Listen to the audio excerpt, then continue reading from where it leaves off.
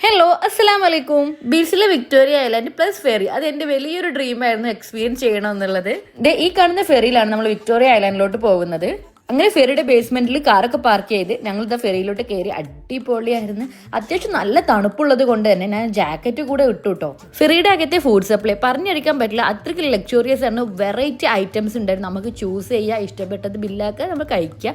അടിപൊളി എക്സ്പീരിയൻസ് ആണ്. നമ്മളൊരു സ്പെഗറ്റിയും 2 ബർഗറും ഓർഡർ ചെയ്തിട്ടുണ്ടായിരുന്നു. അത് നമ്മൾ ഒരു ടേബിളിൽ ഇരുന്നു. പിന്നെ ഈ ബ്യൂട്ടിഫുൾ ആയിട്ടുള്ള വിൻഡോയുടെ സീറ്റ് കിട്ടിയപ്പോൾ ഞങ്ങൾ അവിടേക്ക് മാറി. എന്നിട്ട് അവിടെ ഇങ്ങനെ ഇരുന്ന് ഭക്ഷണം കഴിക്കുമ്പോണ്ടല്ലോ ഭയങ്കര രസമായിരുന്നു. ഭയങ്കര പീസ്ഫുൾ ഏരിയ ആയിരുന്നു. ഇത്രയും പ്രീമിയം, നീറ്റ് ആൻഡ് ക്ലീൻ ആയിട്ടുള്ള ഒരു ഫെറി ഞാൻ ഇതുവരെ എക്സ്പീരിയൻസ് ചെയ്തിട്ടില്ല കേട്ടോ. അങ്ങനെ മണിക്കൂറോളം ഫെറിയുടെ ബ്യൂട്ടിഫുൾ ഐലൻഡ്സും ബാക്കിയുള്ള കടലിന്റെ ഭംഗിയൊക്കെ ആസ്വദിച്ച് നമ്മൾ വിക്ടോറിയ ഐലൻഡിലെത്തി. ഈ വിക്ടോറിയ ഐലൻഡിലാണ് ബീസിയുടെ ക്യാപിറ്റൽ. അപ്പോൾ നമ്മൾ ആദ്യം പോയത് തന്നെ പാർലമെന്റിലോട്ടാണ്. അവിടെ നിന്ന് കുറേ കാഴ്ചകളൊക്കെ കണ്ട് ബ്യൂട്ടിഫുൾ ലൈറ്റ്സ് ഒക്കെ ഫിക്സ് ചെയ്തിട്ട് ഒരു അടിപൊളി ഏരിയ തന്നെയായിരുന്നു. അതിലൂടെ ഇങ്ങനെ നടക്കാൻ പ്രത്യേക രസം തന്നെയായിരുന്നു. പക്ഷേ ഒരു കാര്യം പറയാൻ വിട്ടുപോയി, എത്ര വാക്ക് ചെയ്യാണെന്ന് പറഞ്ഞാൽ നല്ല തണുപ്പുണ്ടായിരുന്നു. അതിൻ്റെതായ ഒരു ബുദ്ധിമുട്ട് എന്തായാലും ഉണ്ടായിരുന്നു കേട്ടോ. ഒരു ഐലൻഡിൽ നമ്മുടെ കേരള ഫുഡ് കിട്ടുന്ന റെസ്റ്റോറൻറ്റ് ഒരു അത്ഭുതമാണല്ലേ.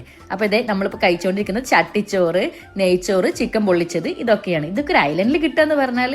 അങ്ങനെ കേരള ഫുഡ് ഡിന്നറും കഴിച്ച് പിന്നെ നമ്മൾ എത്തിയിരിക്കുന്ന സ്ഥലം കണ്ടോ.